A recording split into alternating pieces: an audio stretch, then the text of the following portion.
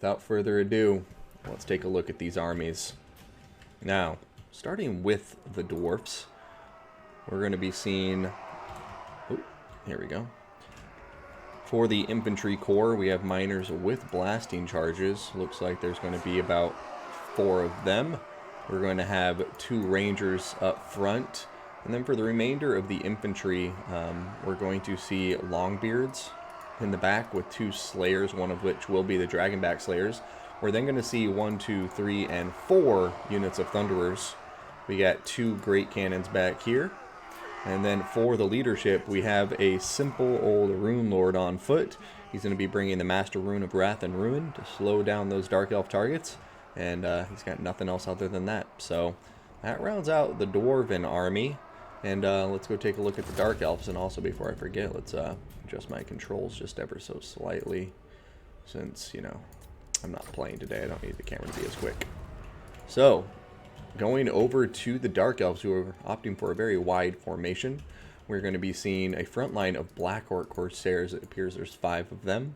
We're going to have them backed up by 2 Dark Shards with shields. These guys do have silver shields, so that helps a lot in the counter-skirmishing engagements with that 55% block chance. We then have 2 Cold One Chariots on the right flank, armor-piercing missiles, armor-piercing melee attack. These guys can do quite a lot of damage, just don't let them get shot by the cannons. And then for the skirmishing potential, outside of the Dark Shards, we're going to see Shades. So we're going to see 1 and 2 over here on the right flank. And then it looks like we have the same combination over there on the left flank. Now all that remains is the leadership. And for the leadership, we are going to be seeing Fireball on top of a Sorceress of Fire. And then we're going to be seeing Malekith on foot. He has Gaze of Malice, Blade Wind, as well as Stand Your Ground. And that will be it. So, time for these 2 players to fight it out. Troop count relatively even. The Dark Elves are going to be slightly outnumbered, but not by much.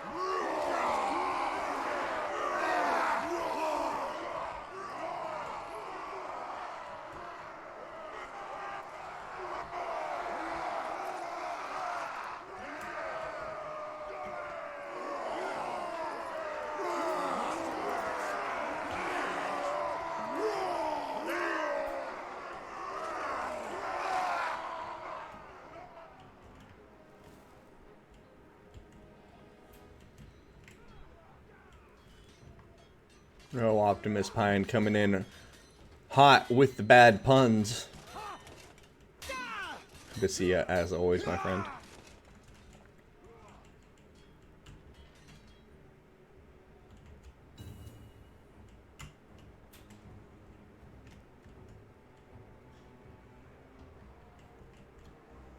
Alright, so the Dwarfs going for a right side deployment here. So deploying on the east side of the map.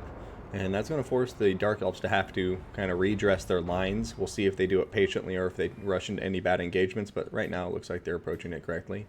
Want to keep these Shades out of sight and undiscovered until absolutely necessary, while he moves the remainder of his army and front lines to address this Dowie deployment on the eastern side of the battlefield, since he went with more of a central deployment.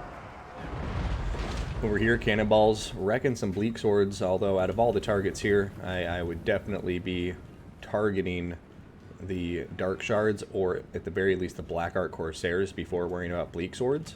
But then obviously, as soon as they get into range, which it looks like they should be soon, got to take out these Cold One Knights ASAP.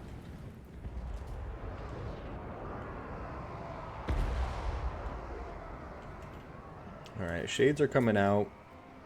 It's 42 speed. It's the 40 of the Slayers, so they do outrun the Slayers. We'll see what they're shooting at. It looks like they may be targeting the cannons. Okay, so trying to shut down that Dowie ranged potential as quickly as possible. And actually, I lied now. These ones are targeting the Rangers, so it doesn't look like they're really focusing their fire, which I think they should be doing. And I think kind of showing their cards a little bit too early here. The Dowie should be able to counter effectively with the blasting charges and the Rangers, since they do outrange the Shades significantly.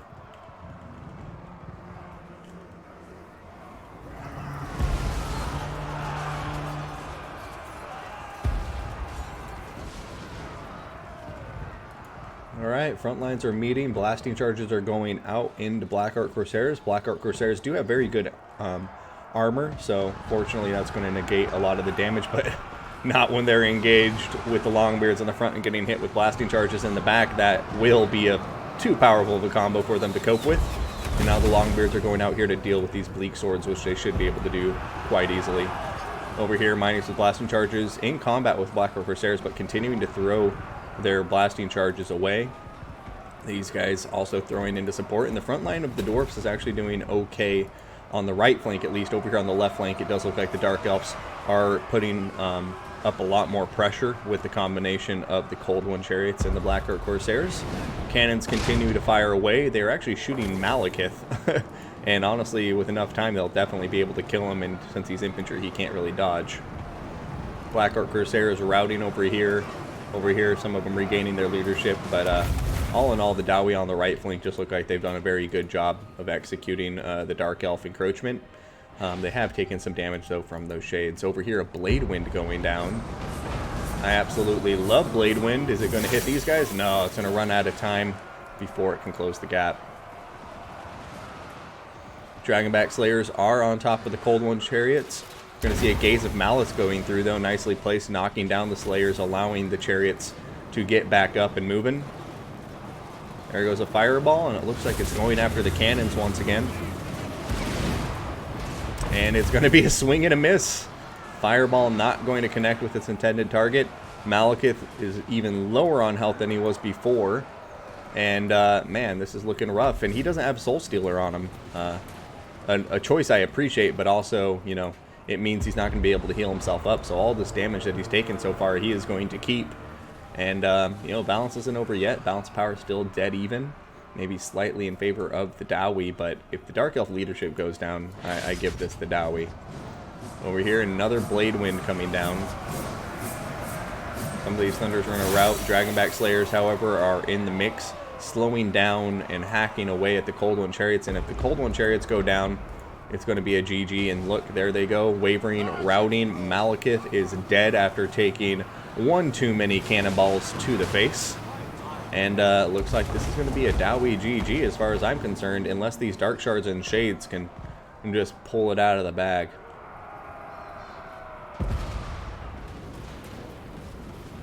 Dragback Slayers coming to take on these Blackheart Corsairs. Usually not a good engagement for them, but these guys are pretty tattered. Maybe they'll be okay.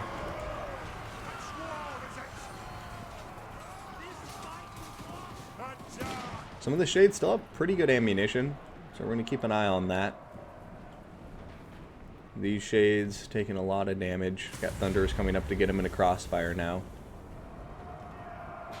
Cold One Chariots trying to come back into the mix. Now the cannons are targeting the Sorceress of Fire. And ow! Cannonballs really doing some work. Who said cannons were just for anti-large purposes? These guys are great at shooting down single infantry units. Nehilith, welcome, welcome. Ludwig 15,000, welcome, welcome. But yeah, Miner's blasting charges doing some nasty work this battle. And now the Dwarfs are just, you know, picking and choosing what they want to eliminate with their cannons. And slowly but surely bringing this game home. The Shade in the backline has finally been dealt with. It is now routing. Over here we still have two units of Shades that are in relatively, one of them's good health, the other one not so much, but both have decent ammunition. And it looks like DeadlyBunnies, though, is going to recognize that the writing's on the wall, and he's going to concede defeat. But a very good game. And you know, some of his units getting some good value, Dark Shards with shields. But really, I just think the mixed unit tactics here from the Dowie was very much on strong display here from Astellan. I really enjoyed his impinging engagements. He did a good job of like intercepting Blackheart Corsairs with Longbeards, which is honestly combat that would be pretty drawn out. I think the trade would go to the Dwarfs eventually because Longbeards I think are just tougher than Blackheart Corsairs. But because of the high armor on both of them, neither unit's going to do too much damage to each other, and the Longbeards have very good defensive stats, so I feel like that'd be pretty much a draw almost. But then when you have blasting charges flying in from the flank and blowing up the Blackheart Corsairs, it becomes suddenly a very decisive victory to the Longbeard. So really enjoyed what I saw there with those, like, you know, intercepts with Longbeards, blowing them up with my blasting charges. The combination of the Rangers and the Thunderers. The Thunderers great at shooting down chariots, dragons, things like that with their direct line of fire. But the Rangers are really good counter skirmishers. They have stock, good range. They can counter skirmish the Shades, the Dark Shards, you name it. And then the two cannons really paying off here in terms of just being like the hero snipe squad. Like the two cannons killed Malekith and the Supreme Sorceress.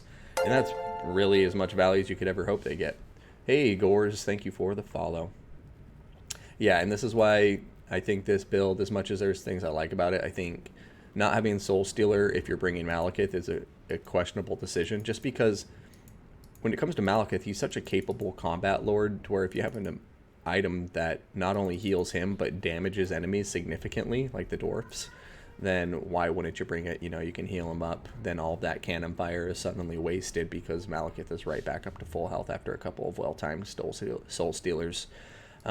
Blade Wind just not going to be as competitive a choice against the Dowie. And also the thing with Blade Wind is it's not very good against armor.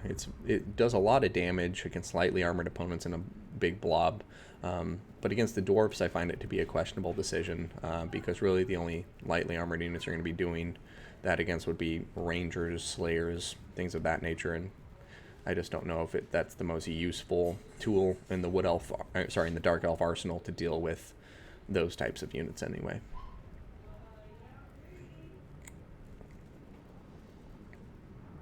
But yeah, I mean, all around though, good first game. Let's see what happens in round 2. But Astellan going to take a quick 1-0 lead here. So let's update that scoreboard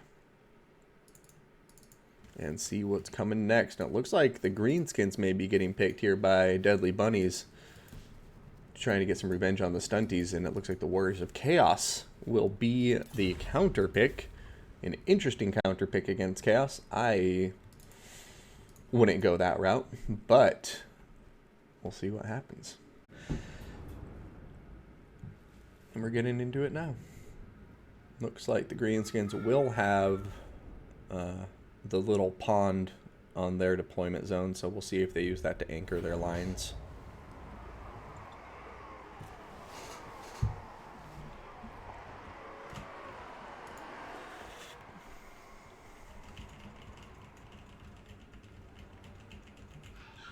Yeah, especially the types of blobs you see in campaign don't occur in MP. I mean, honestly, that's probably what it is campaign balancing, now that I think about it.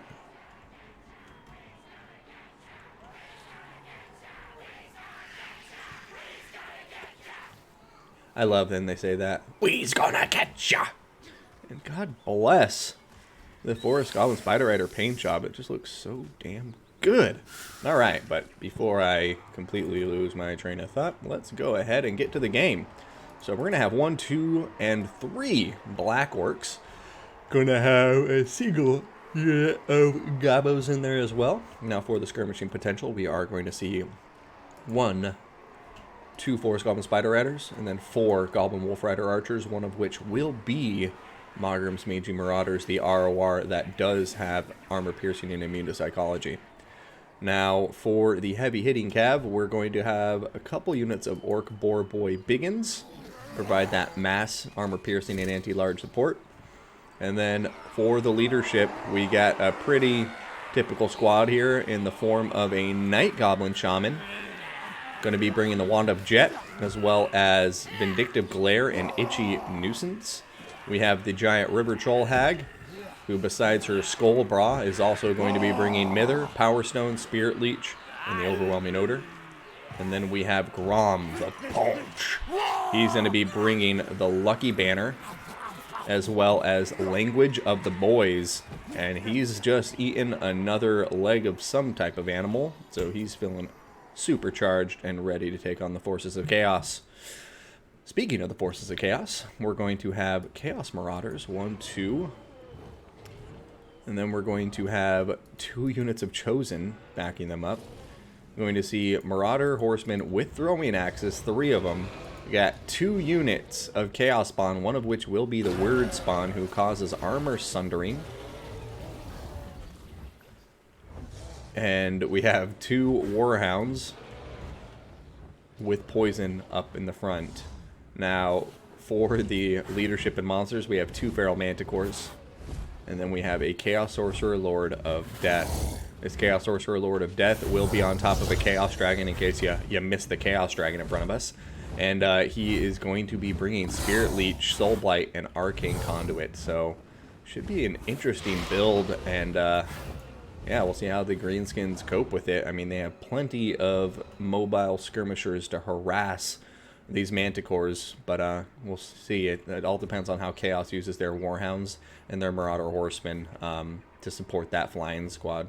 Because, you know, with some good terror routes and engagements like that, they could potentially win the skirmish fight, but I think the Greenskins have a very solid advantage just looking at the board so far.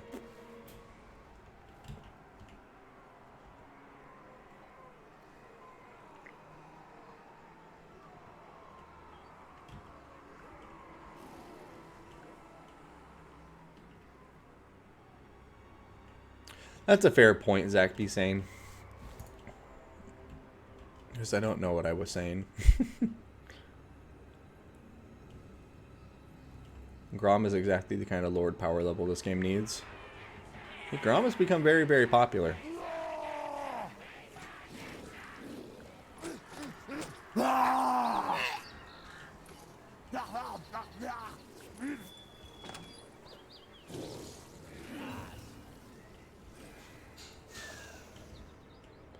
And so it begins. I mean, Chosen are tough, and I guess with a little bit of armor sundering, maybe they can do some good damage, but against Black Orcs, these Chosen are going to have their work cut out for them, no doubt about it in my mind.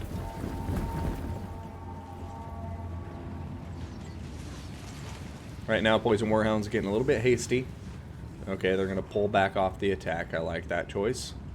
Don't want to get overextended and shot to pieces, because Chaos really doesn't have the luxury of losing anything in this army. They need pretty much all of those Warhounds and everything, and if they want to have a snowball's chance in hell of winning.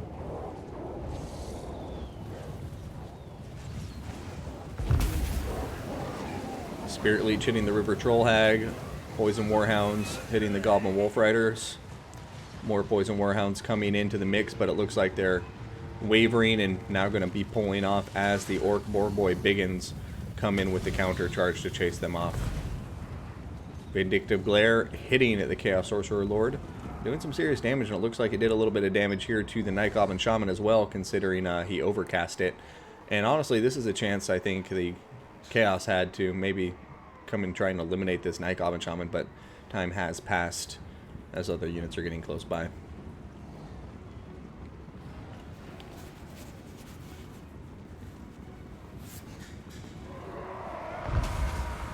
Spirit Leech going down on top of the Chaos Sorcerer Lord, and this is going to be rough because, you know, obviously Chaos doesn't have any healing to speak of, and each one of these Spirit Leeches that the Chaos Sorcerer Lord takes is going to really cause a lot of problems. Whereas the Giant River Troll Hag is just going to keep on healing through them. So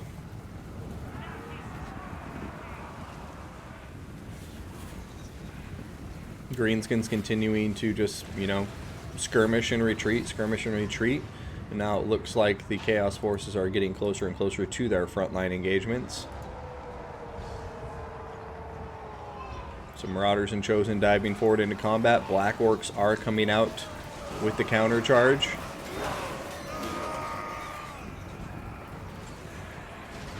Oh, and there go the Loons, doing some very serious damage here. Already the Marauders are running and the Chosen are down to half health.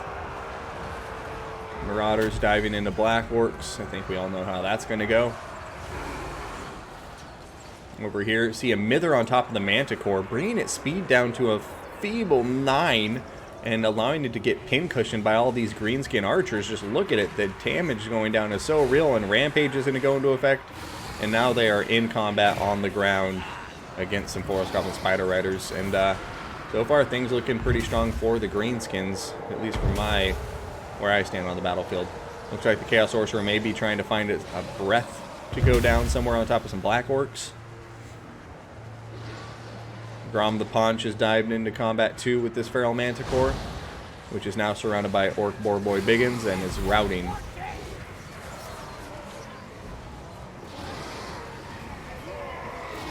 Alright, one Black Orc in the center. Does look like it's getting ready to bite the dust. A Wah has been popped, and the Greenskin skirmishing force, though, is just like completely unchecked and is doing so much work. Oh, that Vindictive Glare, a nice little dodge by the Chaos Sorcerer. Not even sure if it was intentional or not, but nonetheless it worked. Orc Boar Boy Biggins are around the backline. They could potentially dive in to try to block the Chaos Sorcerer's escape, but with all these throwing axes so nearby, looks like they're going to pass that.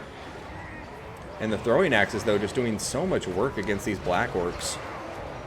I mean, two of the Black Orcs very low on health. I mean, all three of the Black Orcs actually very low on health. And, you know, Chaos still has a unit of half health chosen. Some very good value on top of them if they can outlive the Black Orcs, because then suddenly the Greenskins are going to find that the Chosen, they don't really have anything to deal with if the Chaos can shut down the Black Orcs. I don't know what's going to deal with them. I guess they do still have these Orc Boar Boy Biggins, who are currently chasing off the throwing axes, but the throwing axes, as you can see, are splitting up. Hey, thank you so much for the subscription, Thunderbolts, you my man. But you can see how they split up, and now they're just kind of like surrounding the Orc Boar Boy Biggins and smashing them with axes. Beautiful play there from Chaos.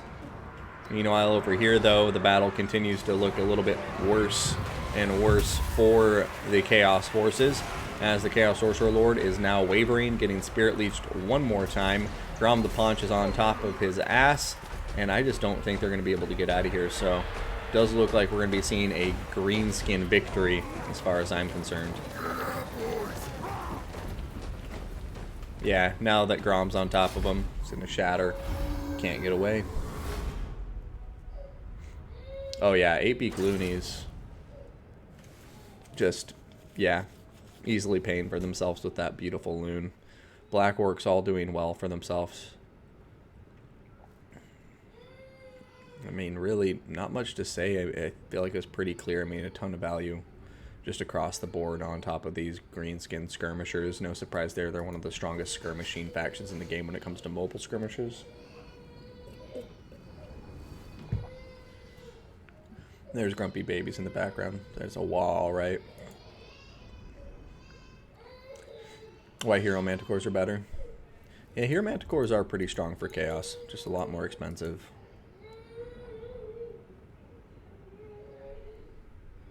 It was a strange Chaos build.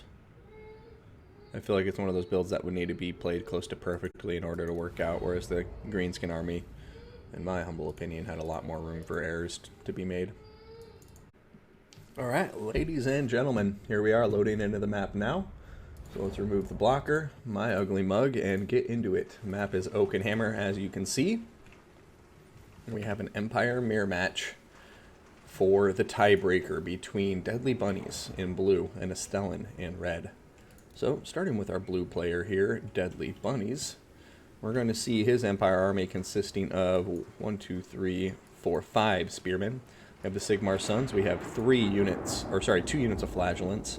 We're also going to have the Silver Bullets, ROR handgunners that do magical damage and have stock.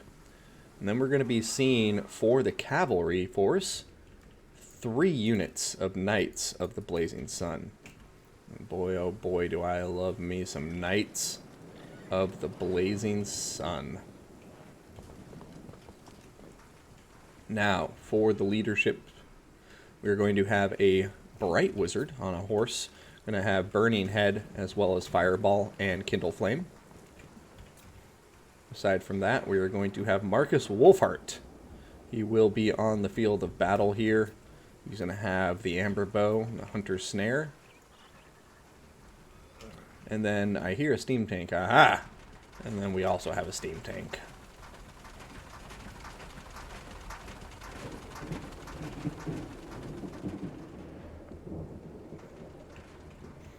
Alright, now for our red player Astellan, also bringing the Empire, we're going to have Sigmar's Sons, some regular swordsmen up front. It looks like we have 2 units in total. Or no, 3 units of swordsmen in total.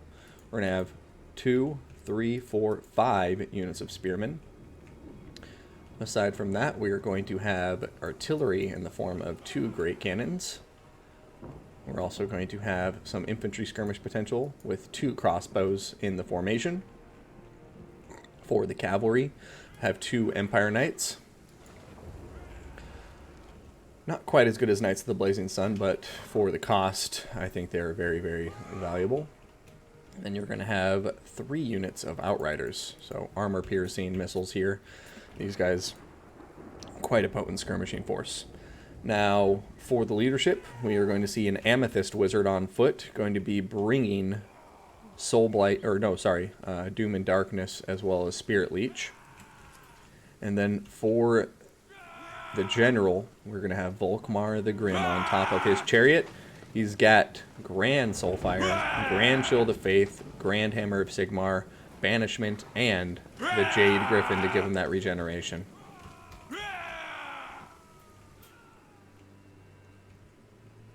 And here we go.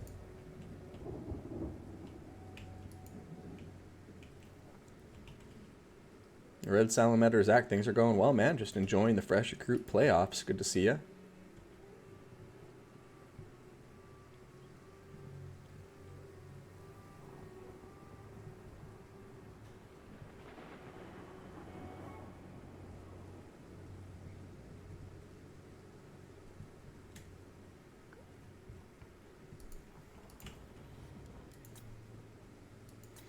All right, who's going to come out on top? Marcus Wolfhart or Volkmar the Grim? I think the steam tank, when it has 2 great cannons firing against it, is going to be in for a rude awakening unless Marcus Wolfhart can help eliminate cannon models as quickly as possible. But I worry, because they don't have anything to heal the steam tank either. So this steam tank is suddenly going to become perhaps a liability. Oh god. So Knights of the Blazing Sun getting caught there in the fire. Amber Bow going down, and it looks like it's going to be going after... Oh! It was going after the Amethyst Wizard, but unfortunately didn't really connect too well. Only got 1 shot off onto her. Over here, it looks like the cannons maybe shooting at the Knights of the Blazing Sun now. Not quite sure. There goes 1 cannon model. Empire now down to 5. Spirit Leech going down on top of the Knights of the Blazing Sun. The overcast is going to hurt the Amethyst Wizard quite a lot, and now Marcus is just going to be targeting him.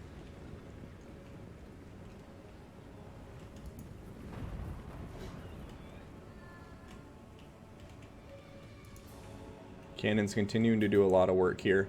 Outriders, I would like to see get a little bit more aggressive with what they're doing. There's really nothing the other Empire army has to threaten them in terms of speed. Knights of the Blazing Sun have decent speed, but they're not as fast as Outriders, obviously.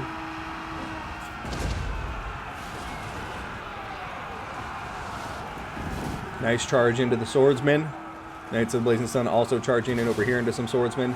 These guys charging right into spearmen, which isn't going to be the best, because obviously they negate charge bonus.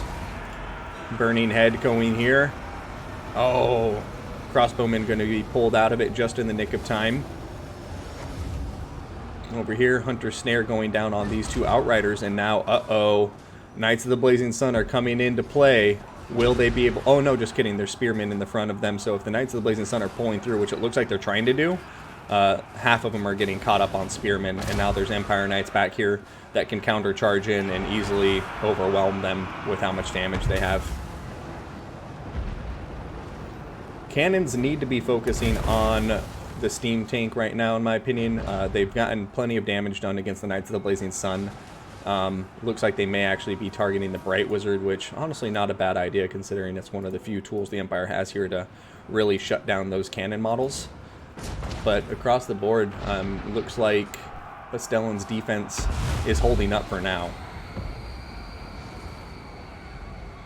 Doom and Darkness going down on top of all these Empire troops. I don't know why he did an upgraded one. 2 of the units that got involved in that Doom and Darkness are unbreakable, so it really doesn't matter. So it seems like a little bit of waste of magic when you could have just overcast it on top of that single Spearman. Alright, Burning Head going through once again, this time burning the Sigmar Sons. Doing quite a lot of damage, going through a couple Spearmen.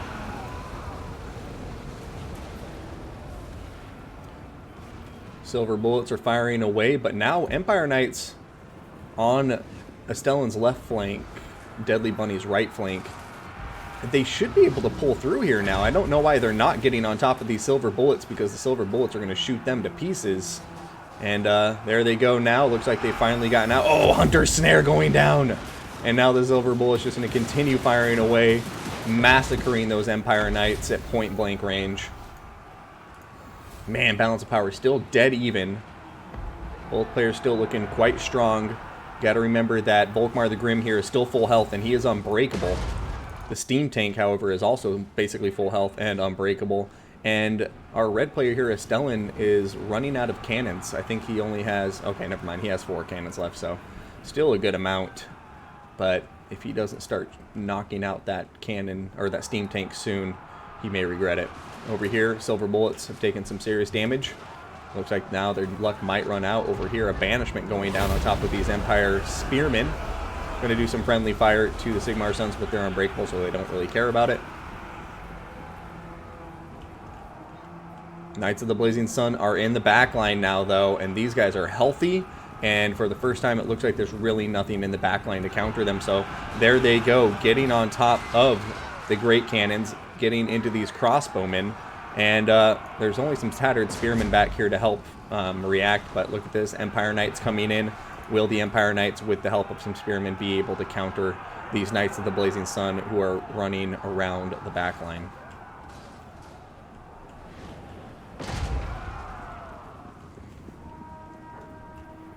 Alright, how many Outriders are left? It looks like we just have 2 Outriders still online. They're shooting the Knights of the Blazing Sun by the looks of it.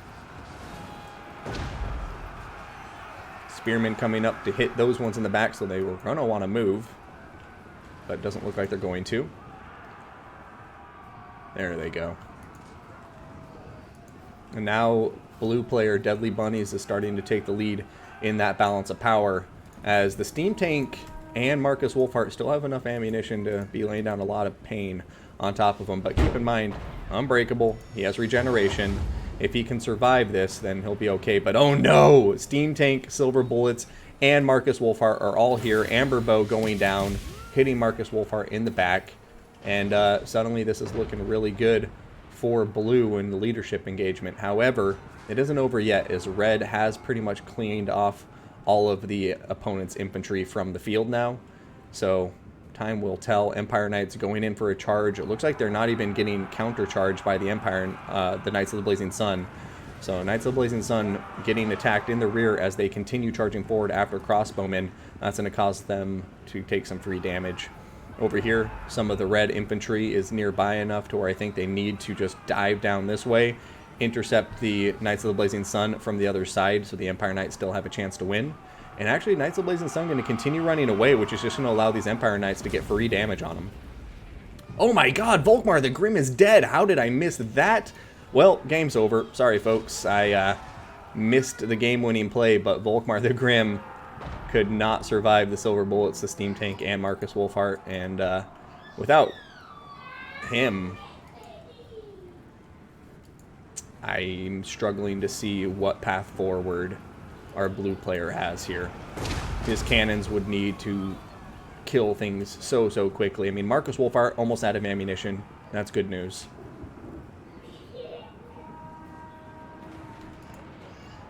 Oh, Silver Bullet's going to open fire now, though. And that's going to be it. GG and a shatter. As Army lost his kick in, and a great games to both players. Astellan, excellent games across the board there, and DeadlyBunnies also huge GG and a congrats for winning the battle. It was hard fought, and he will be moving forward to the next round of the tournament. And at the end of the day, for me, this was a really close fight, really well done to both players. But at the end of the day, I think this has unit prioritization written all over it for what ultimately I would say led to Astellan's loss. Not to take away from DeadlyBunny and his play, but I do think if Astellan would have been prioritizing targets a bit better, he would have had a much better shot there. And when I say target prioritization, I mean the Great Cannons. I know you want to guard against getting tunnel vision, but in my humble opinion, the Great Cannons, these two Great Cannons, shouldn't have really focused on anything until they killed the steam tank. Why? Because, first of all, the steam tank, as soon as he saw the battlefield, has nothing to heal it. If there was a Jade Wizard, I would understand, like, let's ignore that, shoot the Jade Wizard, something along those lines. But if there's nothing here to heal the steam tank, and you have two Great Cannons, in my opinion, and I may be wrong, you know, and then we'll see what the chat says, I think you need to just take out the steam tank. You outrange them. You have 6 cannonballs flying against the 1 cannonball the steam tank is shooting back in return. So to me, within the first 3 minutes of the battle, I think these Great Cannons could have killed the steam tank or at least forced it to run away and be useless. But they didn't. And then after that, I would have said Marcus Wolfheart and the Bright Wizard. I understand you want to kill the Knights of the Blazing Sun, and you definitely want to target them eventually, but if you have 2 Great Cannons and there's a steam tank and 2 heroes that you can kill down first, I'd probably focus on them, because the Great Cannon could kill the steam tank, as I've beaten that dead horse enough. 2 cannons can kill a steam tank with great efficiency. They can also kill Marcus Wolfheart, because as we saw in another Empire match, or no, I guess that was a Dwarf match, so maybe I'm talking on my ass, but either way, the Dwarf Cannons were able to eliminate Malekith on foot, a Supreme Sorceress on foot. So yeah, for me, this really just came down to, at the end, the cannons weren't targeting the right units, and as a result, by the time the late game came around, you still had Marcus and the steam tank alive, and that spells defeat. You know, like, without the steam tank and Marcus, they wouldn't have been able to kill Wolfheart. Without the steam tank and Marcus, they would not have been able to kill Volkmar the Grim, in my opinion.